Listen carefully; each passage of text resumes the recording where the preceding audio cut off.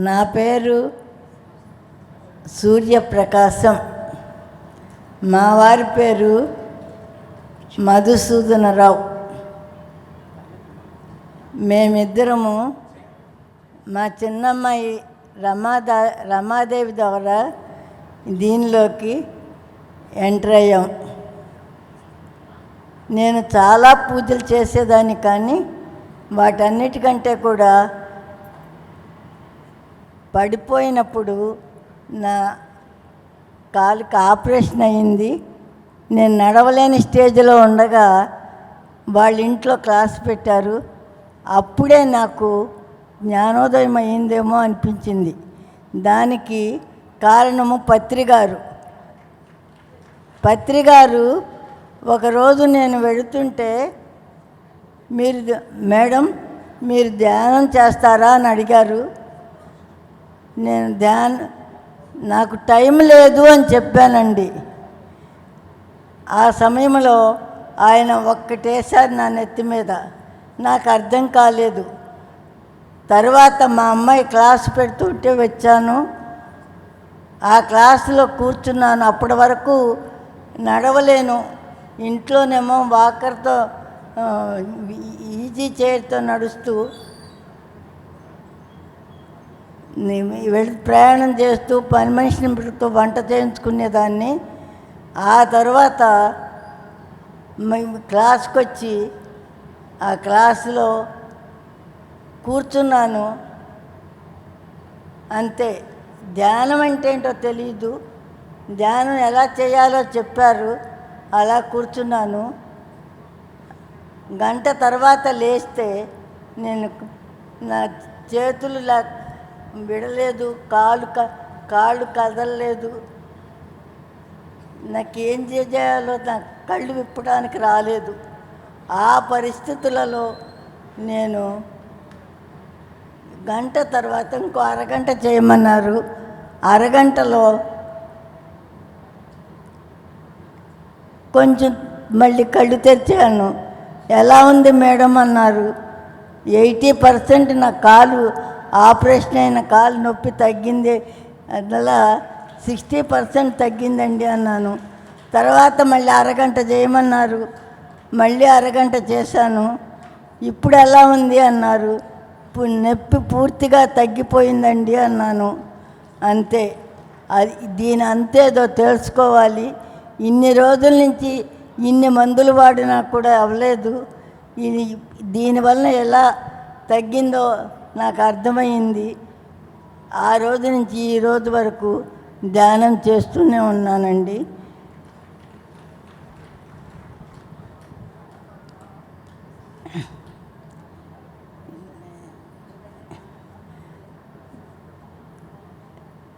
దానికి కారణము నేను నడవటమే. అప్పటి వరకు నడవని దాన్ని లేచి నడిచి వెళ్ళిపోయి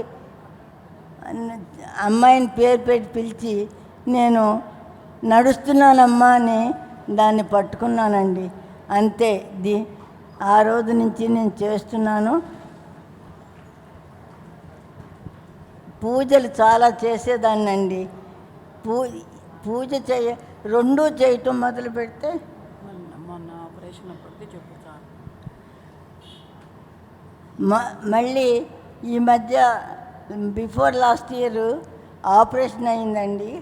ఆ ఆపరేషన్ అప్పుడు ఆపరేషన్కి వెళ్ళే ముందు వెన్నులో వెన్ను ప్రక్కటెముకలలో ఒక ఎముక చిన్న చిన్న ముక్కలు అయిపోయింది.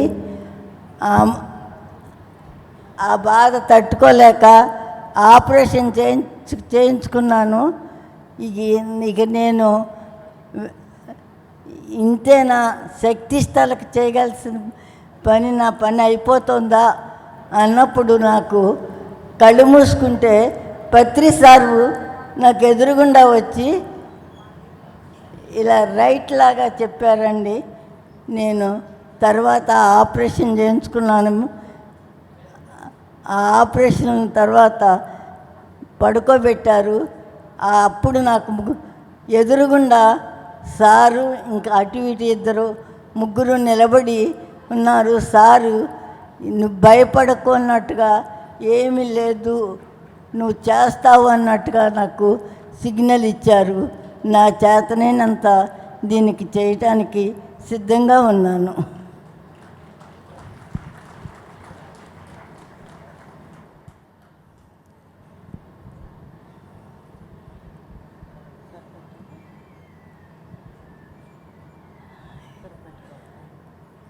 ఇంకేం చెప్పాలి తెలియట్లేదు. ఆపరేషన్ అయిన మూడో రోజు అప్పుడు 2 గంటల తర్వాత నన్ను డాక్టర్ నడిపించారు.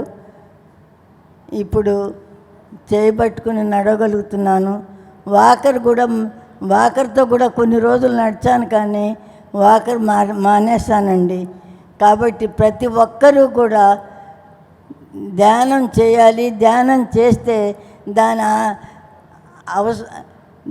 మన కర్మలన్నీ తీరిపోతూ మనందరం కూడా సుఖంగా ఉంటూ చేయగలిగిన సహాయం మాత్రం పంచితే పెంచబడుతుంది అని మన పత్రికారు చెప్పారు.